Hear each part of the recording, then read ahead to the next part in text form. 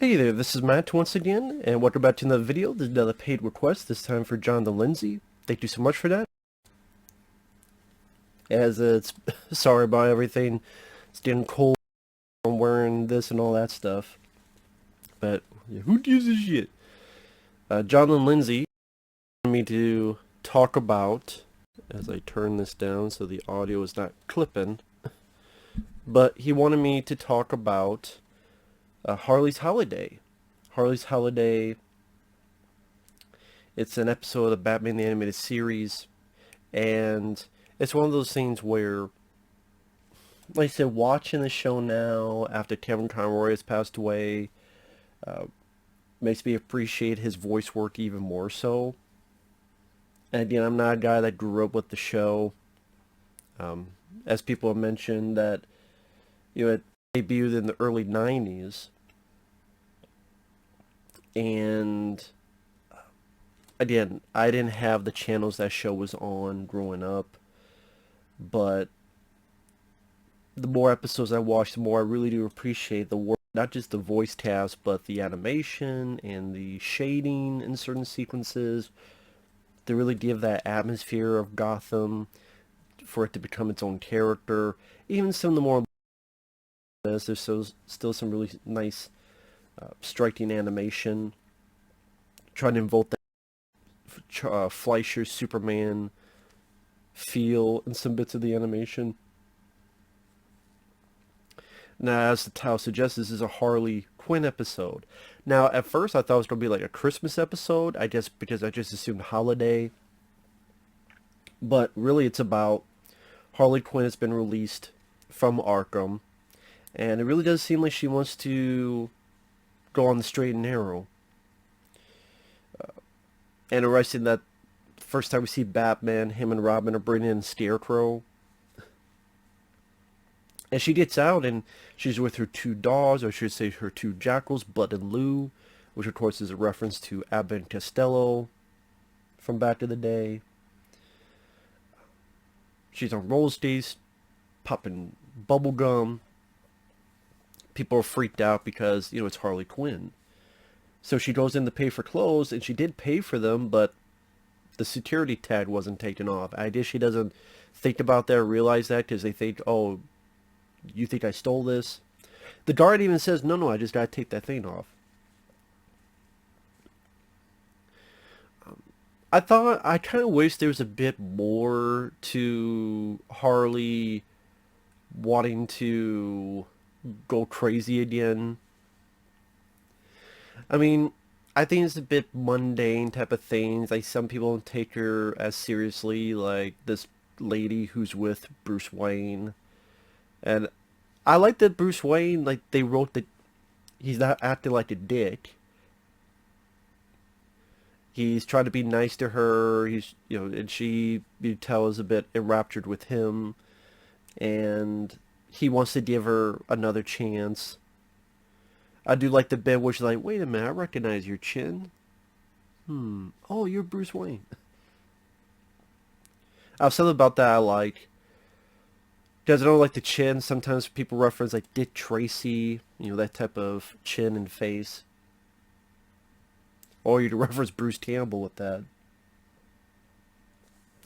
And then pretty much the rest of it is this big chase where Harley changes to her costume, and she gets this girl that Bruce was with, takes her car, and even then she's like, listen, I'm not going to kidnap you or hurt you.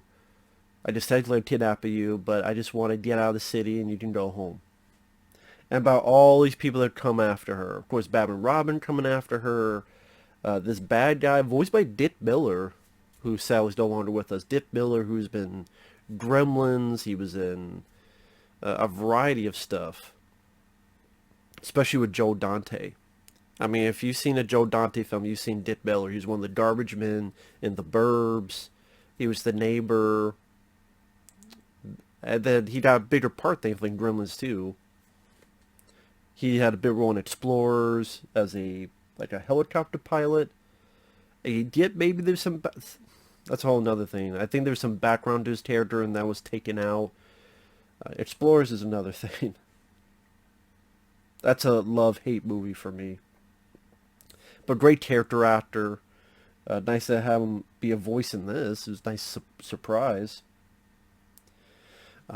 Then the girl that she took, her father's this military guy, and he comes in with a tank, which is a bit drastic.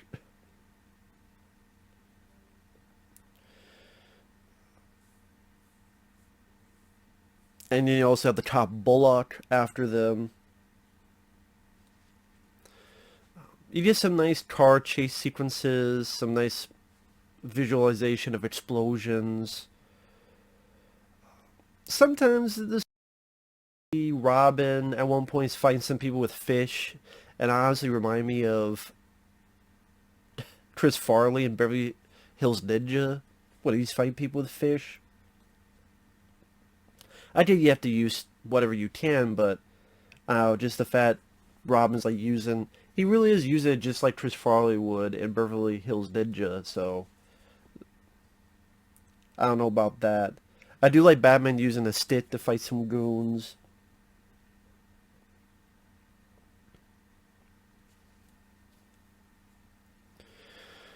Ultimately, there's a big collision of folks, spoiler alert, where the tank, Bullock's car, Dick Miller's car, they come across Harley Quinn and the girl. Boom, explosion. But Harley did save the girl, as well as herself.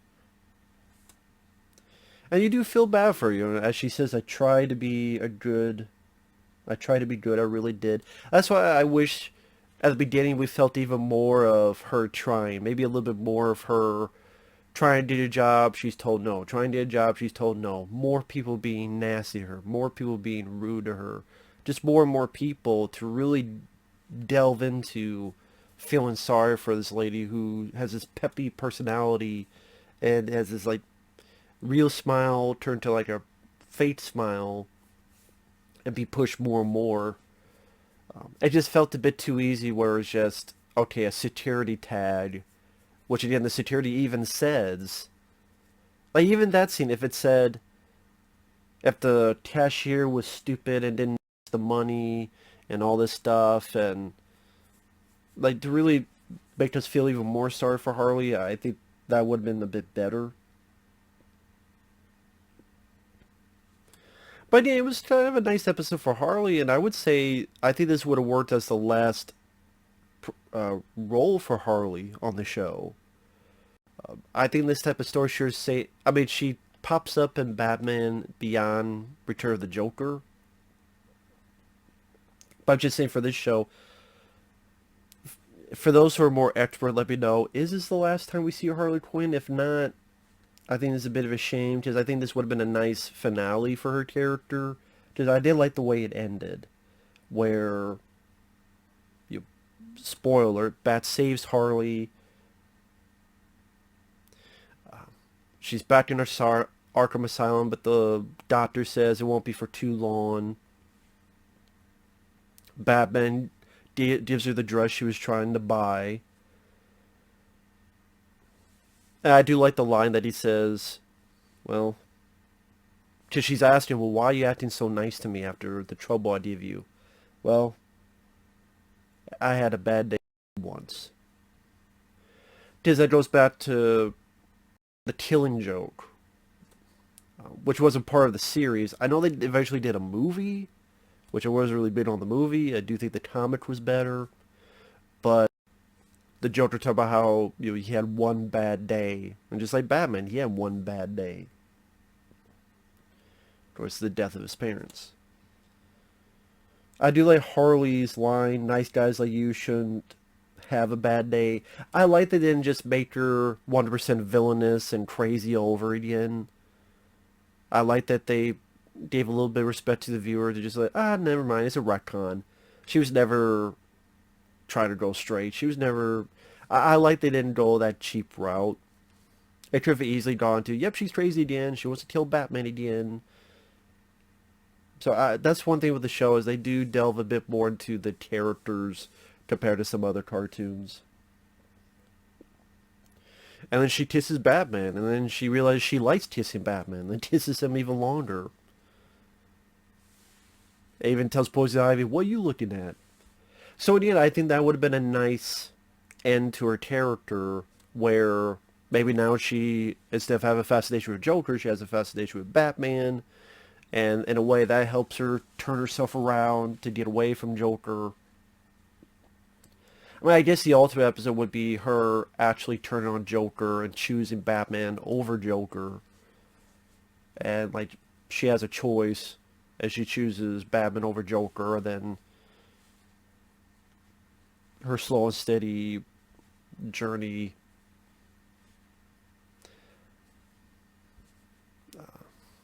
to a hopeful normal life. But yeah, it was a nice Harley Quinn episode, pretty fast paced. The voice work do their jobs well. It still amazes me that Harley Quinn was pretty much started in the show. I mean, some people may not know that, but she started in the show. And then just how popular she became. I just because usually people talk about the source material, like in this case the comic books, and everything started there, but yeah, sometimes it can take a show like this or a movie or something that brings a character or a plot point or something else to the forefront that then becomes a very big part of the mythology or a big part of the character structure, a big part of the whole shebang of that character or that background into the future. Now, people are, yeah, of course Harley Quinn, but there was a point where that was not the case before the show came about. To be perfectly honest, Robin did not need to be in this episode. I don't even know why he's in this episode. He doesn't really do anything. I mean, the only thing I can remember is him fighting people with fish. So, truthfully, you did not need Robin in this episode. Like I said, I wish Harley does a bit more at the beginning to hammer in for us feeling sorry for her, and her get a bit more of the